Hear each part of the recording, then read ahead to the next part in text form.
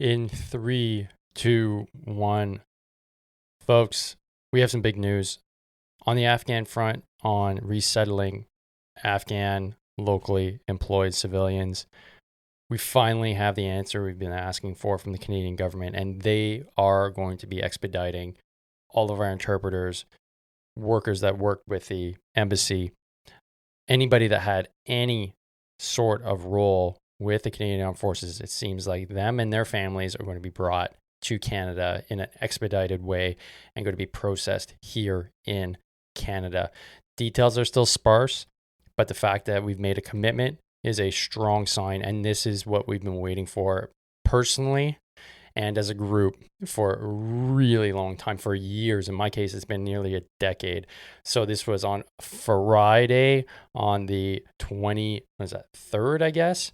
Wow. Let me just say, or the 24th. Wow. It's just, when I heard the news, it was just incredible. And I was, really emotional because, man, something that I thought I was incompetent at because I couldn't get an answer. I couldn't knock on the right door. I just didn't feel like I was doing enough. Like I said in the last podcast, it wasn't due to the fact that I wasn't doing enough per se. It was just that there wasn't a process. Now there is a process. So our organization, the Afghan Canadian Interpreters, managed to shake the tree and it bore fruit. So this is a huge day. Now, for us as an organization, we're doing our best to process as many Afghans through our vetting process as possible. And we are actively collaborating with the Canadian Armed Forces to ensure that they have the best possible list. So that means anybody that is still, if you're listening to this, if you're an Afghan and you're in Afghanistan and you worked with the Canadian Armed Forces, you need to get your name on our list pronto. The way to do that is to head to afghaninterpreters.ca. If you head to afghaninterpreters.ca, and I'll post a link to that in the show notes right here. So you can click on it. You need to fill in the form that's going to be sent to you. We will not contact you directly. That's important. We're not going to contact anybody directly. You need to contact us first, fill in the form, and then we will get you on the list. Time is of the essence, even more so than before, because once this operation starts and we don't know the details for operational security reasons, it's going to move fast. It's going to move really fast. And this is exciting, but it's also stressful. So I can't stress enough how important that is for anybody that's still in Afghanistan that work with us to get their names on our list so that we can end up vetting you and making sure that you actually get a chance to come here with your family to Canada and start fresh. So that excitement was basically all of Friday, all the weekend. Had a lot of press engagements, which was great because we finally got that answer. We finally got that great news that Canada is going to be moving forward, because that was the intent since the start. We're shaking the tree so that we can actually get a response from the government, and we did.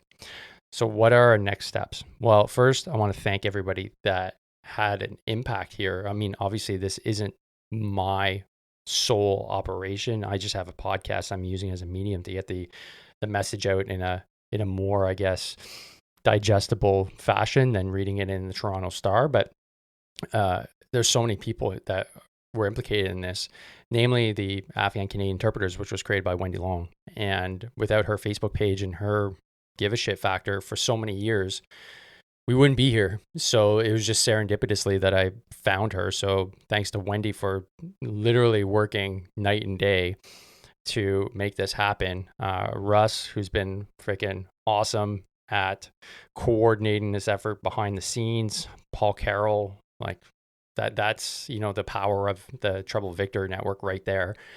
Being able to touch base with somebody like Paul has been amazing in connecting with our 3 task force commanders. So General Fraser, Thompson, and Milner.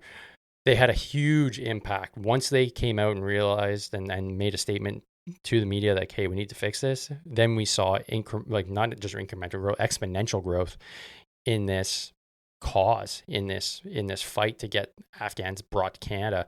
And I really think it was thanks to them that people started to wake up, at least at the political level, which is exactly what we needed. There's so many other people too. I mean, there's Eleanor Taylor, amazing human beings, just all of a sudden latch on to our cause. And had a really strong influence with True Patriot Love, who has set up an awesome fund, an awesome way to help out Afghans, which I'll get into in a second. There's obviously MP Pulowski, and his team have been behind this for years, behind the scenes, as the only MP really giving a damn about this whole thing, and finally seeing some fruit from his dedication. Corey Shelson, of course, putting together media stuff for us, which has been instrumental. Scotiabank for stepping up to the plate, huge. Kevin Newman, wow. Just being able to leverage again the Trouble Victor network here in Canada, and have him on board to champion a cause who has so much influence in the media, was again one of the critical factors that helped us bring this to the time where we can actually say, hey, we're going to get Afghans over here right now. And of course, Mike Armstrong, saved the best for last. Mike, fellow Grenadier, reached out on a whim, figuring this is probably a big story after having talked with a huge international effort, and me and Wendy being the only Canadian contingent, and kind of being embarrassed by it, and reaching out to him and saying like, hey, I think there's a story here. There's letters going out to the Secretary General of NATO and to all the leaders of all the G7 NATO countries about bringing home Afghans as a humanitarian crisis. Got his ear, and I think that really kicked everything off, because it got me some exposure on national news, and then slowly but surely more reports started to come through, and I think that started to create a critical mass. So again, thanks, Mike, up the guards, really appreciate it. And the next phase, I'm sure you're interested into knowing, where does this all go, right? So for us as an organization, we're doing our best to clear up a list, to make sure that list is vetted properly, and we get as many people on as possible so I can bring them to Canada. But ultimately, we're not in charge of any sort of operation. Okay, so this is now more or less out of our hands, and now the government needs to do the heavy lifting. Well, what's going to happen is we're going to obviously have Afghans here in Canada. And that means they're going to need support, because it's going to be done fast. It's not going the normal slow route where you can have sponsorship and you can have, basically an infrastructure set up on the ground. This is going to be quick, and because of the speed and rapidity of this, it's going to require a bit more support for these families when they do show up. And that's why we're so grateful for True Patriot Love for stepping up to the plate and setting up an Afghan fund. So first and foremost, you can go to truepatriotlove.com/Afghan fund. Okay, truepatriotlove.com/Afghan fund. I'll drop that link in the show notes here. If you go there, you're going to be able to start donating to this fund so that we can get these families up and running day one. Okay, Scotiabank has already stepped up the plate and donated hundreds of thousands of dollars, and I'm sure other big businesses in Canada will do the same. If you would like to do the same, I really encourage you to. We're still taking questions as well as an organization. If you do have any questions related to donations or how you can physically help, you can send an email to questions@afghaninterpreters.ca. So questions@afghaninterpreters.ca. You will be able to ask us a question related to resettlement, donations, whatever it may be in this whole issue, so that you can get dialed in. And if you want to help, you can pledge your support by asking your question there. So as we move forward, folks, it's really going to be an interesting journey, and there's going to be a lot of smiles, I'm sure, when people start showing up on the ground. There's also going to be a lot of work to do, because this is not going to be an easy task. It's not going to be like they're going to show up and then there you go, folks. Welcome to your new life in Canada. There's a whole readjustment phase that's going to take place, and there's going to be a lot of updates that are going to have to happen. And don't forget, we're dealing with individuals that literally put their lives on the line for Canada, and they deserve the best shot possible at an awesome new life here. So thanks again for tuning in.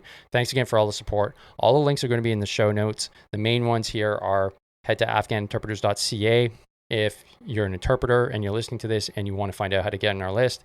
And then if you are in Canada or elsewhere and you want to donate to our cause to help resettle Afghan interpreters and locally employed civilians, head to truepatriotlove.com/Afghan fund. More to follow on this. There's all kinds of news that's coming out. So stay tuned to my feed, and don't forget, train hard, fight easy. Peace.